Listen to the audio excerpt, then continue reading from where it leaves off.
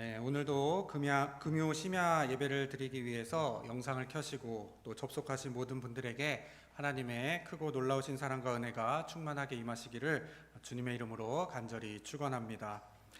오늘은 어버이날입니다. 그래서 제가 지난주부터 금요 심야 설교를 부모님과 관련된 설교, 막 효심을 자극하는 이런 설교를 해야 할까 하는 그런 고민과 걱정을 많이 했습니다. 이를 놓고 기도를 하는데 하나님께서 제 고민과 걱정을 말끔하게 없애 주셨습니다. 제 현실을 보게 하셨는데요. 제가 이 설교를 마치고 퇴근을 하면 저희 본가로 가게 됩니다. 아직 사택에 공사 중이어서 본가와 처가를 왔다 갔다 하고 있는데요.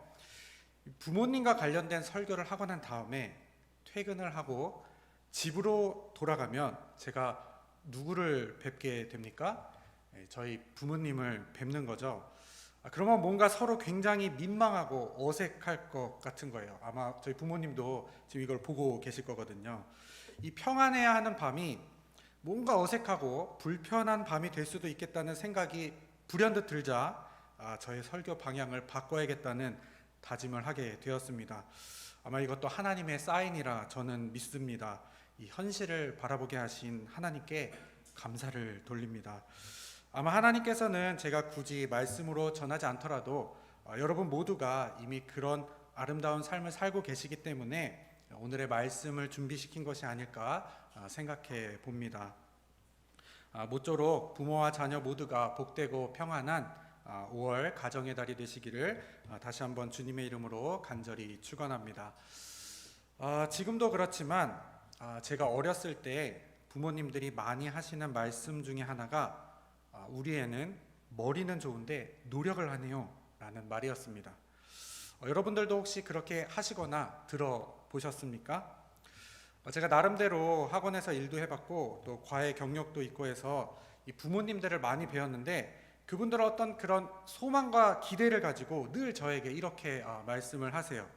우리 애가 어렸을 때부터 머리는 좋았는데 노력을 안 한다. 그래서 저는 솔직하게 말씀드리고 싶지만 영업에 방해가 되면 안 되기 때문에 살짝 돌려서 이렇게 말씀을 드렸습니다. 부모님, 우리나라에서는요 공부 잘하려면 노력만 많이 하면 됩니다. 딱 이렇게요. 우리 부모님들이 자녀를 향해서 이렇게 말씀하시는 이유가 무엇일까요? 그것은 우리 아이에게는 아직 발휘되지 않은 무언가가 있다는 그 기대감, 앞으로 더 좋은 방향으로 성장할 것이라는 그런 바람이 있기 때문입니다. 언젠가 자녀가 내 돌봄을 벗어나 스스로 든든히 잘 세워지기를 바라는 그런 부모님의 마음이, 그런 기대가 자녀들을 향할 때 나타난 말이겠죠. 저는 오늘 본문의 말씀을 묵상하면서 하나님께서도 우리를 향해 그런 기대가 있었음을 엿볼 수 있었습니다. 물론 저를 포함해서 대개의 자녀들이 그렇듯이 그 부모의 기대를 온전히 만족시키지는 못한 그런 안타까운 사건이긴 합니다. 이스라엘 역사에서 가장 부끄러운 사건 중 하나, 배은망덕한 사건이죠. 금송아지 사건을 함께 살펴보면서 오늘 저와 여러분의 삶을 다시 한번 돌아보기를 원합니다. 하나님께서는 이집트에서 노예로 고통받으며 살고 있는 당신의 약속의 자녀들을 기억하셨습니다. 그들이 고통 가운데 부르짖는 소리를 들으시고는 모세를 통하여 이스라엘 백성들을 이집트에서 탈출시키십니다. 하나님께서는 단순히 이스라엘 백성들을 노예에서 해방시키시는 것이 목적이 아니었습니다. 출애굽기 3장 12절에서 하나님은 모세에게 이렇게 말씀하십니다. 하나님이 이르시되 내가 반드시 너와 함께 있으리라. 내가 그 백성을 애굽에서 인도하여 낸 후에 너희가 이 산에서 하나님을 섬기리니 이것이 내가 너를 보낸 증거니라. 하나님을 섬기게 하기 위해서, 여기에 섬기다라는 단어는 예배하다라는 뜻입니다. 하나님을 예배하게 하기 위한 그런 하나님의 계획이 있으셨습니다. 하나님은 노예들의 하나님이 되어주셨지만 하나님을 예배하는 예배자들, 곧 당신의 자녀들이 노예로 있기를 원하시지는 않았습니다. 그들이 노예인 채로 살아가는 것을 원하지 않으셨습니다. 그래서 출애굽과 더불어 광야에서의 삶은 그들이 약 400년간 노예로 살면서 저절로 몸에 익어버린 노예의 삶을 씻어내는 과정입니다. 먼저 하나님은 구원을 받은 백성들, 하나님을 예배하는 예배자들이 어떤 삶을 살아야 하는지 가르치기 위해서 율법을 주십니다. 출애굽기 20장부터 23장까지 말씀하십니다. 그런 후에 이 백성들과 지속적인 관계를 맺고 싶으셔서 성막을 짓게 합니다. 그 방법을 25장부터 31장까지 말씀하십니다. 그러니까 20장서부터 31장까지 하나님은 계속 말씀하시고 모세는 계속 듣고 남은 이스라엘 백성들은 계속 기다립니다. 이스라엘 백성들이 매우 지루했을 것 같습니다. 성경을 읽는 우리들도 이 부분부터 지루함을 느끼기 시작합니다. 성경 통독을 마음먹고 창세기를 재미있게 읽고 출애굽기도 초반까지는 잘 나가다가 딱 20장 이후서부터 어떤 선택의 기로에 서게 됩니다. 이스라엘 백성들처럼 성경 통독을 안 하던 이집트로 돌아가느냐, 계속 읽어서 레위기 민수기의 광야길을 걷느냐, 그런 고민을 할 때 등장하는 사건이 바로 금송아지 사건입니다. 저와 여러분에게는 지루했을 시간이지만 이스라엘 백성들에게 있어서는 지루함보다는 사실은 불안의 감정이 더 컸습니다. 왜냐하면 그동안 함께 하셨던 하나님을 볼 수 없었기 때문입니다. 하나님이 보이지 않아서 하나님이 계시지 않은 것 같으니까 불안했습니다. 이 부분이 오늘날 우리들의 모습과는 조금 다른 모습인 것 같습니다. 저와 여러분은요, 하나님이 안 계신 것에 익숙합니다. 하나님 앞에서 사는 것이 불편할 때가 있습니다. 하나님은 딱 교회에만 계시고 내 직장에, 내 가정에는 안 계셨으면 좋겠습니다. 특별히 운전할 때는 제발 하나님이 제 곁에 계시지 않았으면 좋겠습니다. 그렇죠. 제가 요즘 운전하면서 출퇴근을 하는데 내 이웃의 차선을 탐내는 자들이 왜 이렇게 많은지 모르겠습니다. 깜빡이도 안 켜고 들어오고 또 저 같은 초보 운전자를 공경하는 마음으로 양보를 해주면 얼마나 아름답습니까? 그런데 또 자기 차선은 도둑질 당하지 말아야 한다는 신념을 가진 분들이 계십니다. 깜빡이 켜고 들어가려고 해도 속도를 오히려 더 내는 그런 분들을 매일 만나다 보니 거듭나기 이전에 제가 자꾸 튀어나옵니다. 하나님이 이때만큼은 좀 안 계셨으면 하는 마음이 듭니다. 585-7341 SM3 검정색 차를 여러분 도로 위에서 보신다면 긍휼의 마음으로 양보해 주시고 기도해 주시기를 부탁드립니다. 오늘날 우리는 하나님 앞에서 살아간다는 생각을 하지 않는 것이 문제입니다. 그것이 익숙합니다. 하나님이 안 계셔야 편한 우리들, 하나님 앞에 서는 것이 불편하고 불안한 우리들과는 달리 지금 이스라엘 백성들은 어떤 겁니까? 하나님이 안 계신 것 같으니까 불안한 겁니다. 왜 그런가 하면 지금까지 나를 지켜주시던, 보호하시던, 필요한 것을 채워주시던 하나님이 사라진 것 같아서, 다시 안 오실 것 같으니까 불안했던 것입니다.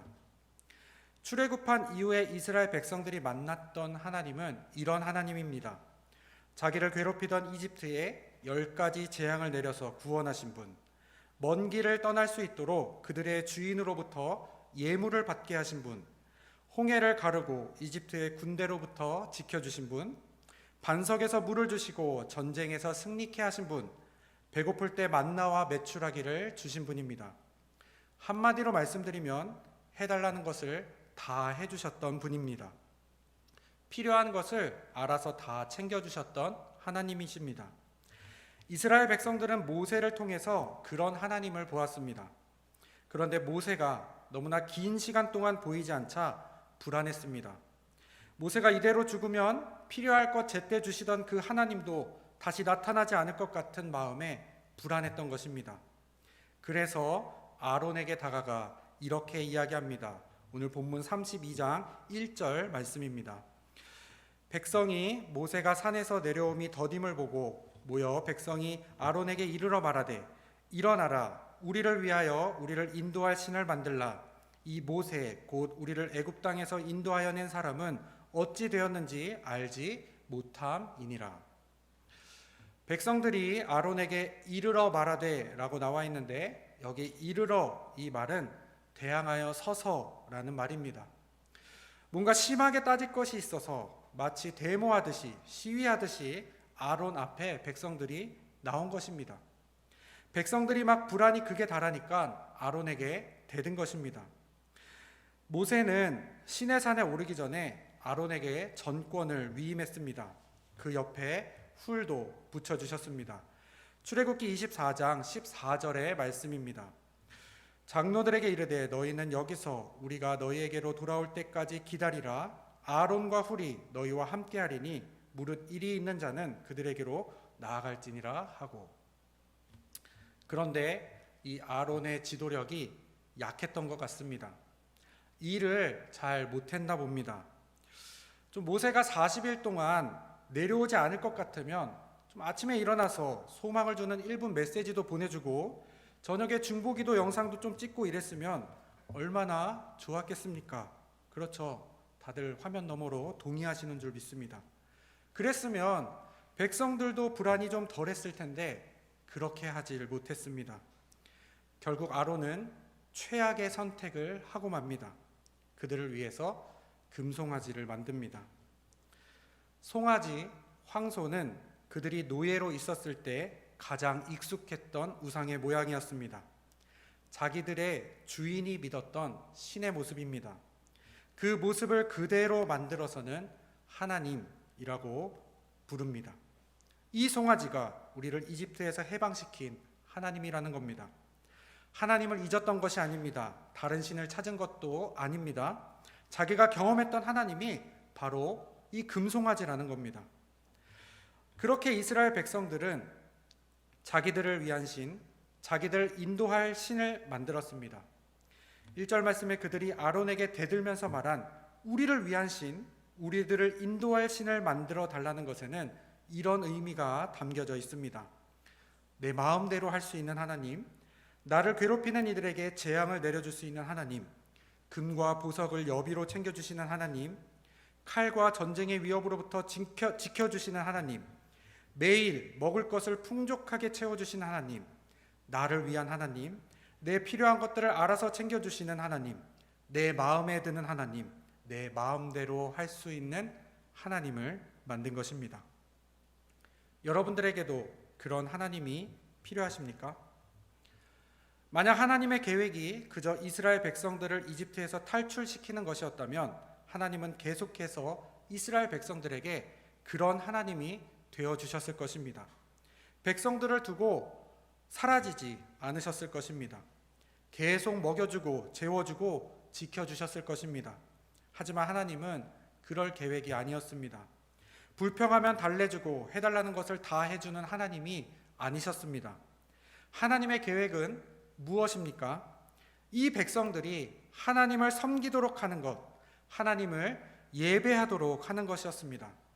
그런 그들이 계속 노예처럼 어린 아이처럼 머물러서는 안 되었습니다. 스스로 서게 하고 싶으셨습니다. 진정한 예배자가 되기를 바라셨습니다. 그 기대를 가지고 모세를 시내산으로 부르셨습니다. 잠시 하나님이 보이지 않더라도 노예의 모습으로 돌아가지 않기를 바라셨습니다. 어쩌면 이 백성들이 예배자의 모습으로 성장하며 나아갈 것을 기대하셨을지도 모릅니다. 머리는 좋은데 노력을 안 해서 그렇다는 부모님과 같은 심정으로 하나님께서도 이스라엘 백성들을 향한 그런 기대가 있었습니다. 하지만 이스라엘 백성들은 실패했습니다. 하나님이 없는 빈자리를 믿음으로 채우지 못했습니다. 하나님의 자리를 금송아지로 채웠습니다. 그리고는 어떻게 합니까? 오늘 본문 32장 6절 말씀입니다. 이튿날에 그들이 일찍이 일어나 번제를 드리며 화목제를 드리고 백성이 앉아서 먹고 마시며 일어나서 뛰놀더라. 성경에서는 단순히 먹고 마시며 일어나서 뛰놀더라 라고 순하게 표현했지만 이 뛰놀더라 라는 말에는 많은 뜻이 포함되어 있습니다. 이스라엘 백성들이 애굽에서 이집트에서 400년 동안 본 것이 있습니다. 그들의 주인이었던 자들이 송아지 우상 앞에서 드린 제사의 방법을 그들은 알고 있었습니다. 풍요와 다산의 상징이었던 신들 앞에서 벌인 음란한 행위를 보았습니다. 그리고 그것을 그대로 하고 있는 것입니다. 기껏 이집트에서 빼내서 하나님을 예배하는 자로 만들려 했더니만 지금 그들이 하고 있는 이 행동은 무엇입니까? 예전에 자기 주인들이 했던 그 일을 그대로 하고 있는 겁니다. 금송아지를 하나님이라고 부르면서 자기들을 위한 예배를 드리고 있습니다. 먹고 마시고 일어나서 음란한 행위를 하고 있습니다. 바로 전에 율법을 주셨는데 하나님께서 얼마나 속상하셨을까요? 속상하기만 했을까요? 화도 나시겠죠. 실제로 하나님께서 화를 내십니다. 마음이 아팠을 것입니다. 그렇게 이스라엘 백성들은 하나님이 없는 동안 실제로 안 계신 건 아니지만 하나님의 임재가 없다고 여겼던 그 시간 동안 하나님의 기대를 완전히 저버렸습니다. 하나님을 화나게 했고 아프게 했고 속상하게 했습니다. 이스라엘 백성들이 좀 너무했죠. 배은망덕하죠. 어떻게 이럴 수가 있나 싶으시죠. 그런데 오늘 출애굽기 32장이 전하는 금송아지 사건은 지금 저와 여러분에게도 동일하게 물어보고 있습니다. 여러분은 하나님의 임재가 느껴지지 않더라도 그분이 있는 것처럼 살 수 있습니까? 저와 여러분은 금송아지를 만들지 않을 자신이 있습니까? 조금 더 우리에게 와닿도록 말씀드려 보겠습니다. 저는 지금 이 본문의 상황과 오늘날 저와 여러분의 상황이 매우 비슷하다고 생각합니다. 저와 여러분이 구원함을 받았습니다. 그러니 예수님을 믿고 또 그동안은 교회에 나와서 함께 예배를 드렸죠.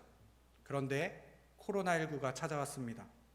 그동안 겪어보지 못했던 이상한 일들이 벌어졌습니다. 교회에 나올 수 없게 되었습니다. 많은 예배가 영상으로 대체됩니다. 자유로운 복장, 자유로운 시간, 자유로운 장소에서 예배 드릴 수 있게 되었습니다. 교회에 나와 예배 드릴 때보다 솔직히 편합니다. 제약이 없어졌습니다. 그나마 교회에 나오면 하나님 앞에 선다는 그런 거룩한 마음가짐이 있었는데 교회에 나올 수 없게 됩니다. 나오지 않아도 이해할 수 있는 분위기가 되었습니다. 아니 오히려 나가지 않는 게 맞다라는 분위기입니다. 그래도 하나님은 기대하고 계셨습니다. 그래, 꿈마을 엘림교회 성도라면 코로나19 때문에 휘청거리진 않을 거야. 영상으로 예배를 드려도 믿음이 흔들리지 않을 거야. 구원받기 이전의 삶으로 돌아가지 않을 거야. 아니 어쩌면 이 사태가 끝나고 다시 교회에 나온다면 그들이 예배를 드릴 수 있게 된다면 더 온전한 예배자로 성장해 있을 거야. 그때는 이전보다 더 진정으로 예배드리는 그런 예배자가 될 거야. 하나님께서 이런 기대를 하고 계실 텐데 오늘 예배를 드리는 저와 여러분의 모습은 어떤 모습인지 돌아보길 원합니다.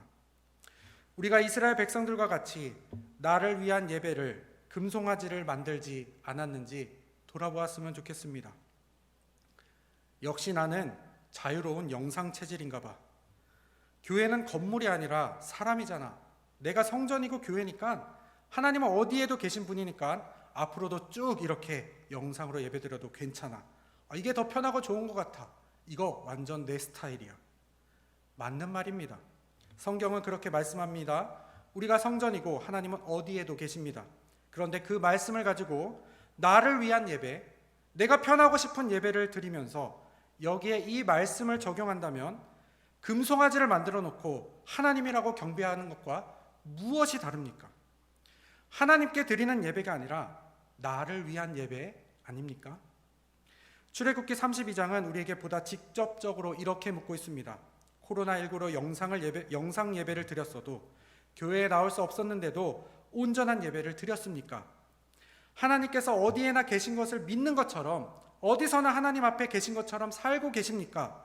하나님이 거하시는 성전의 모습을 보여주고 계십니까?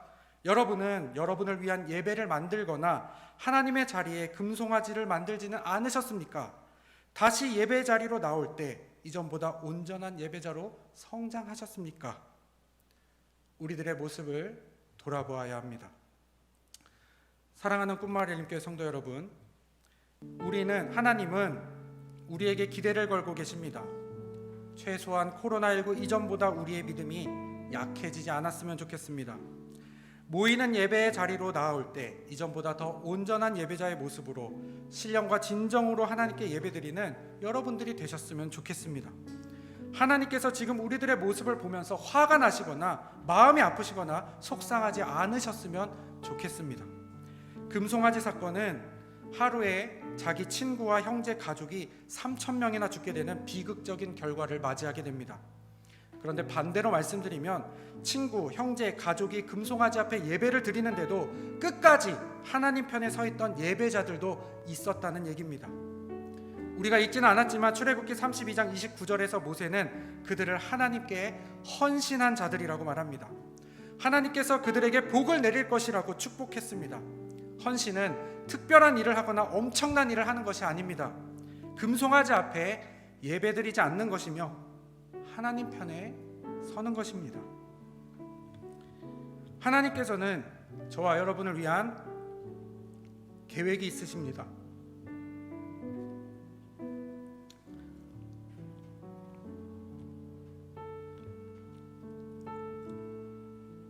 그것은 하나님을 섬기게 하기 위한, 하나님을 예배하기 위한 예배자로 만드시는 계획입니다. 그래서 코로나19로 벌어지는 이 모든 일들은 어쩌면 우리를 온전한 예배자로 빚어가시려는 하나님의 놀라운 계획 중 한 부분일 수 있습니다. 저와 여러분은 모두 신의 산 아래에 서 있습니다. 아론에게로 달려가 나를 위한 금송아지를 만들라는 편에 서 계시겠습니까? 그곳에서 여러분들의 얼굴이 보이지 않기를 원합니다. 저와 여러분 모두가 하나님의 편에 서서 그 무엇과도 하나님을 바꾸지 않으며 헌신했다 칭찬받고 복을 누리며 사는 그런 온전한 예배자가 되시기를 주님의 이름으로 간절히 축원합니다.